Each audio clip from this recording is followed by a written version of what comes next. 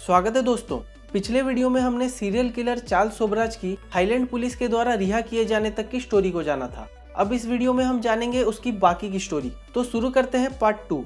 दोस्तों, थाईलैंड की अथॉरिटीज के द्वारा रिहा होने के बाद चार्ल्स, मैरी और अजय कुछ दिन तक थाईलैंड में ही रुके। इसी दौरान नेदरलैंड्स के एक ऑफिसर हरमन अपने देश के स्टूडेंट हैंक और उनकी मंगेतर हेमकर के मर्डर का इन्वेस्टिगेशन कर रहे थे और उन्होंने काफी सबूत जुगाड़ कर लिए थे। और एट लास्ट थाईलैंड की सरकार से परमिशन लेके उन्होंने चार्ल्स के घर पे रेड किया, जहां उनको मारे गए लोगों का पासपोर्ट, जहर की शीशियां और इंजेक्शंस बरामद हुए। पर चार्ल्स, मैरी और अजय तब तक थाईलैंड छोड़ के मलेशिया जा चुके थे और मलेशिया में हुई एक इंटरेस्टिंग घटना। चार्ल्स ने अजय को एक ज्वेलरी की दुकान लूटने भेजा था और लूट के बाद अजय के द्वारा चार्ल्स को लूट की ज्वेलरी देते हुए भी देखा गया था। पर उसके बाद से ही अजय को आज तक किसी ने नहीं देखा और उसकी तलाश आज भी जारी है। हो सकता है कि चार्ल्स ने अजय को भी वहीं मार दिया हो। इसके बाद चार्ल्स मैरी को लेके जेनेवा चला गया और वहां से दोनों बॉम्बे आ गए।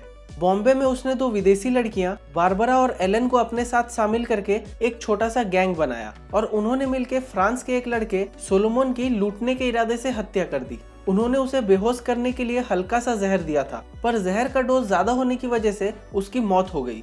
फिर बॉम्बे में ही 1976 में एक लूट के दौरान चार्ल्स की किस्मत ने उसका साथ छोड़ दिया। इस बार चार्ल्स और उसके 3 लड़कियों के गैंग ने फ्रांस से आए हुए एक स्टूडेंट के ग्रुप को लूटने का प्लान बनाया था। पहले उन्होंने इन स्टूडेंट्स के सामने खुद को टूरिस्ट गाइड होने के तौर पे पेश किया और उनको एंटी डिसेंट्री टैबलेट के नाम पे बेहोशी के ड्रग्स दे दिए। पर ये ड्रग्स चार्ल्स के एक्सपेक्टेशन से जल्दी असर दिखाने लगे और एक एक करके उस ग्रुप के स्टूडेंट्स बेहोश होने लगे। ये सब देख के उनमें से 3 स्टूडेंट्स चार्ल्स के इरादे समझ गए और तीनों चार्ल्स के चंगुल से भाग के पुलिस के पास चले गए। उसके बाद पुलिस ने चार्ल्स, मैरी, बारबरा और एलन चारों को गिरफ्तार कर लिया। पुलिस की कस्टडी में बारबरा और एलन ने अपना जुर्म आराम से कबूल कर लिया, पर कोर्ट में आधिकारिक सुनवाई होने से पहले ही दोनों ने जेल में सुसाइड अटेम्प्ट कर लिया। फिर आधिकारिक सुनवाई शुरू हुई और मैरी को दोषी पाया गया, पर उसे ओवरियन कैंसर होने की वजह से उसे पैरोल में वापस कनाडा भेज दिया गया और 1984 में उसकी मौत हो गई। फिर बचा चार्ल्स। उसे कोर्ट ने हत्या के जुर्म में 12 साल की सजा सुनाई और उसे दिल्ली के तिहाड़ जेल में रखा गया। पर जेल में भी उसकी जिंदगी बड़े आराम से कट रही थी। उसने जेल जाने के दौरान अपने बॉडी के अंदर डायमंड्स छुपा लिए थे, जिसका इस्तेमाल करके वो जेल के गार्ड्स को रिश्वत देता था, जिस वजह से टीवी से लेकर होटल के खाने तक जेल में उसको सारी फैसिलिटीज मिल रही थी। और साथ ही साथ उसने अपनी कोर्ट की सुनवाई को किसी सेलिब्रिटी की सुनवाई जैसा बना दिया था। बात बात पे वकील बदलना, जेल के अंदर बड़ी बड़ी विदेशी मैगजीन्स को इंटरव्यू देना, ये सब बहुत आम बात थी। और तो और वो इन इंटरव्यूज में खुल्लम खुल्ला अपने किए गए मर्डर्स के बारे में बात करता था, पर कभी ये कबूल नहीं करता था कि सारे मर्डर्स उसने किए हैं। दोस्तों, फिर 1986 में उसने किया एक चौंका देने वाला काम। उसे हुई 12 साल की सजा में से 10 साल जेल में काटने के बाद उसने जानबूझकर जेल से भागने और दोबारा पकड़े जाने का प्लान बनाया। उसने जेल के ऑफिसर्स और बाकी कैदियों के लिए एक बड़ी सी पार्टी रखी और सबके खाने में बेहोशी के ड्रग्स मिला के वहां से फरार हो गया। उसके कुछ दिन बाद ही उसको गोवा के एक रेस्टोरेंट से दोबारा पकड़ा गया और जेल से भागने के जुर्म में उसकी सजा 10 साल और बढ़ा दी गई, यानी टोटल 22 साल, जैसा कि वो चाहता था।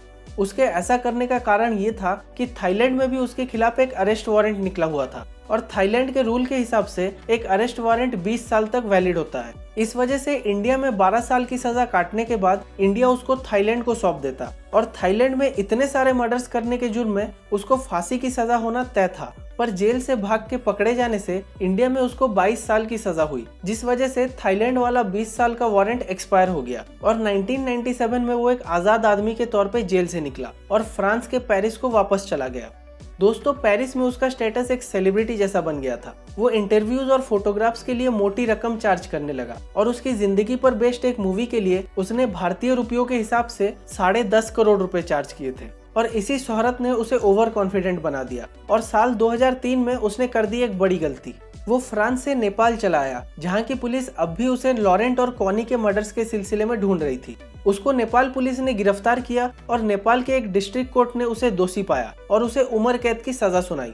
उसने 2007 में नेपाल के सुप्रीम कोर्ट में भी अपील किया और साथ ही साथ फ्रांस सरकार से मदद करने की भी रिक्वेस्ट की, पर उसका कोई भी पैंतरा इस बार काम नहीं आया। फिर 2008 में उसने नेपाली लड़की निहिता विश्वास से जेल के अंदर ही शादी कर ली, जिसके बाद निहिता का स्टेटस भी सेलिब्रिटी जैसा हो गया और वो 2011 में कलर्स टीवी के बिग बॉस सीजन 5 में एक कंटेस्टेंट के तौर पे आई।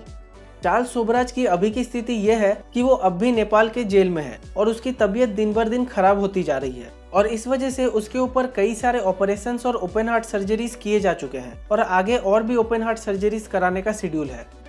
तो दोस्तों यहाँ खत्म होता है पार्ट 2 के साथ साथ बिकिनी किलर चार्ल्स सोबराज की पूरी स्टोरी। कहानी अच्छी लगी हो तो लाइक ठोको यार, और सब्सक्राइब नहीं किया तो सब्सक्राइब बटन को भी ठोक दो। देखने के लिए शुक्रिया। अब मिलते हैं अगले वीडियो में।